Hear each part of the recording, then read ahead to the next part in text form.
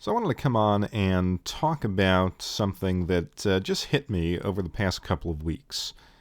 Everyone talks about the Wii U as a failure, and certainly it is a market failure. A lot of people say, well, now that all of the good Wii U games are coming out on the Switch, there is really no need to have a Wii U. And having just purchased a Switch and then going back to the Wii U to kind of look at the differences between the two systems and some of the games, I've come to the exact opposite conclusion. I believe the Wii U is the next great collector's console. I want to give you a couple reasons why I think that's the truth. So let's talk about right now, in the present. You can pick up a brand new Nintendo Switch and purchase all of these Wii U ports for $60 a pop, or you can dust off your Wii U or purchase a used Wii U. I would assume that they're relatively reasonable, and buy some really reasonably priced Wii U classics. For example, I got the Donkey Kong Tropical Freeze game and the Bayonetta double pack, Bayonetta 1 and 2 double pack, and each were about $12. So they play well, they look pretty good. I picked up Yoshi's Woolly World and compared that to the new one on the Switch.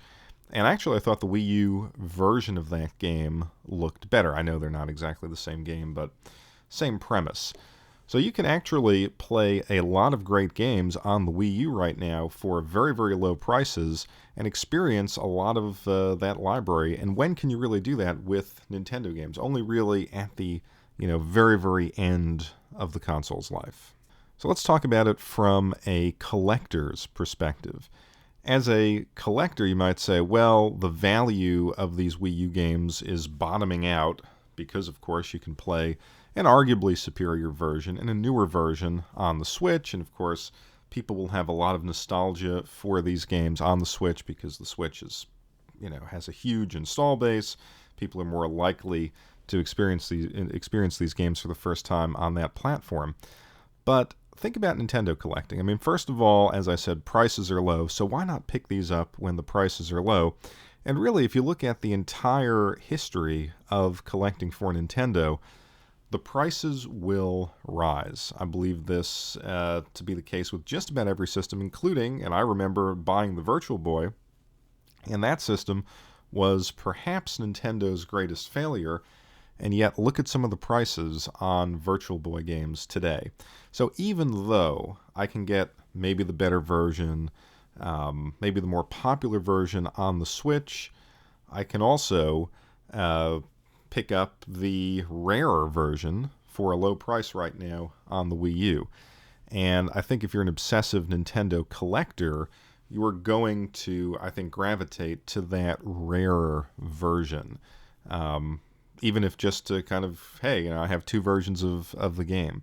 So I think that kind of behavior, obviously you're not seeing it right now, I think it could easily happen within the next 5 to 10 years. Then there's, I think, a very powerful argument for attainability. Unlike so many Nintendo consoles, whether Game Boy, SNES, N64, GameCube, I think the Wii U has a very, very manageable library. So you could aim for a full collection, or you can go for a complete collection of all of the heavy hitters for a fairly reasonable amount of money, right now at least, and you can really enjoy so much of this wonderful library, because a lot of these games are truly excellent games that so many people haven't played. And I think that's a factor. I think it's going to become something where, for a certain period of time, you're, I don't want to say average Joe collector, but someone of modest means with a little bit of disposable income could in fact put together an entire Wii U collection, and I think that's an attractive proposition. And then, of course, you have the question of, well, which games will not be ported to the Switch? And while so many games have gone over to the Switch, there are a few that haven't. Super Mario 3D World, Wonderful 101 comes to mind, and then, obviously some lesser-known titles on the Wii U.